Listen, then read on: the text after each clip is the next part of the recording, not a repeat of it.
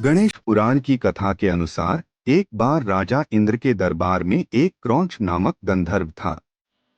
एक दिन इंद्र किसी गंभीर विषय पर चर्चा कर रहे थे, लेकिन क्रौंच अप्सराओं से परिहास करने में व्यस्त था। इसलिए इंद्र ने क्रोध में उसे चूहा बन जाने का श्राप दे दिया।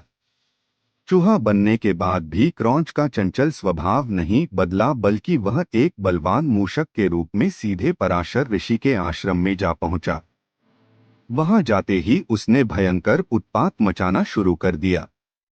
उसने आश्रम के सारे मिट्टी के पात्र तोड़ दिए, सारा अन्न खा गया और सारे वस्त्र और ग्रंथ कुतर डाले। पराशर ऋषि चूहे के आतंक से बचने के लिए भगवान गणेश की शरण में गए। तब गणेश जी ने पराशर ऋषि से कहा कि मैं अभी इस मूषक को अपना वाहन बना लेता हूँ। गणेश जी ने मूषक को पकड़ने के लिए उस पर अपना तेजस्वी पाश फेंका। चूहा भाग खड़ा हुआ, लेकिन पाश उस मूषक का पीछा करता हुआ पाताल लोक तक गया और उसका कंठ बांध लिया। पाश की पकड़ से मूषक मूर्छित हो गया। मूर्छा खुलते ही मूषक ने गणेश जी की आराधना शुरू कर दी और अपने प्राणों की भीख मांगने लगा। गणेश जी ने मूषक की स्तुति से प्रसन्न होकर उसे वरदान मांगने को कहा।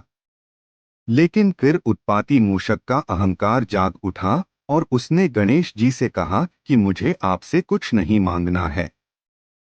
आप चाहें तो मुझसे वर की याचना कर सकते हैं। मूषक की गर्व भरी वाणी सुनकर गणेश जी मन ही मन मुस्कराए और उससे अपने वाहन बनाने की बात मांग ली। मूषक ने बिना सोचे समझे तथास्तु कह दिया। उसके ऐसा कहते ही गणेश जी तुरंत उस पर सवार हो गए। अब भारी भरकम गणेश जी के भार से दबकर मूषक के प्राण संकट में पड़ गए। तब उसने गणेश जी से प्रार्थना की कि वे अपना भार उसके वहन करने योग्य बना लें। उसके बाद मूषक श्री गणेश का प्रिय वाहन बना और उसका नाम डिंग पड़ा। दोस्तों, यदि आपको हमारी कहानी पसंद आई हो तो हमारे चैनल को लाइक व सब्सक्राइब करें।